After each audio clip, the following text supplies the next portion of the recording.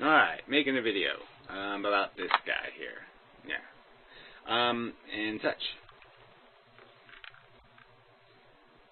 Yeah, I don't know. Was I supposed to say something? Who's supposed to talk? I guess it's me. Alright, I'm talking. Anyway, we're making a video. We've got 5 minutes. Being creative. So the first try at being creative, so it'll probably be a fail. And then we'll do, well anyway, we've got 5 minutes. 5 minutes to talk about the fact that things exist and we can understand them.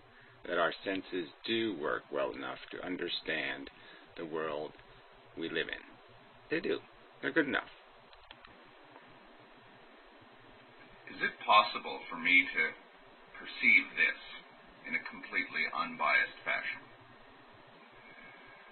I have certain means by which I perceive this thing. Right now I'm employing touch and sight. Well, whatever. Yeah, the fact is you're perceiving it also from memory, from all the interactions you've had with it, through any kind of books you've read, all kinds of ways you're perceiving it. So you're not perceiving it in one moment in time. And so this is just kind of just jargon, right? I mean, this is just sort of, let's all pretend we don't know what's going on. Let's pretend that our senses that were developed over... Could I interrupt? Yeah, I think I want to say something. Yes, I mean, our senses were developed over, like, millions, billions of years even, okay? And they're made to understand the world. They're made to be able to interact with all this stuff in some sort of, useful way to the thing, to what we are, to what we need, by that definition. And they're made to do it sort of accurately. I think I'd like my turn. This is a little confusing. All right, but this doesn't have this. But there isn't anything confusing about the fact that we do have acquired information about the world. We kind of know what it's made of. We know what the moon is. We know what poo is. We know what microbes are. We don't have to know each one individually to know what microbes are. We don't have to shake all of their hands or rub up against them or do any of this kind of stuff. We can kind of just get the idea that this is what it is. And we can know what it is in enough of a way to define it and describe it. We have words to describe things.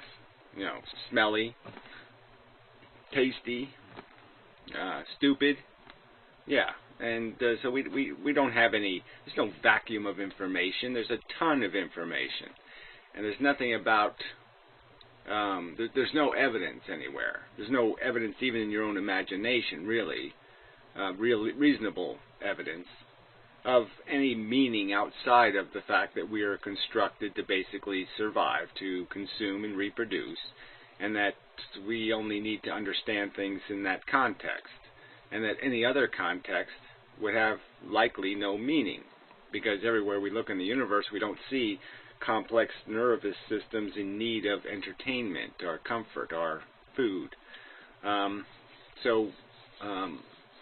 But we can understand things, and we can do it in a way, this idea that there's an intrinsic bias, well, there's the bias of our biology, but we can understand that bias so we can eliminate it. We understand the biases of our conditioning. So I just do this free thing the whole goddamn time. You're supposed to let me talk.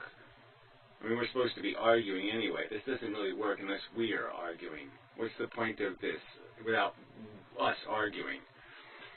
I mean, doing it somebody else's video in the middle of this video was just a really dumb idea. What was your idea, idiot? So I'm going to talk.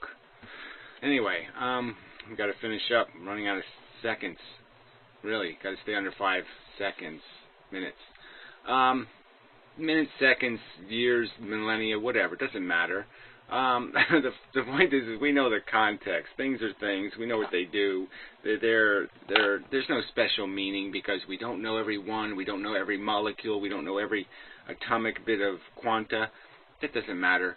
We have been able to describe things as basically having their place in the universe. We know where they came from and how they got here. And so this is really no mystery, and this is all just a bunch of crap. So anyway, that's the 5-minute version.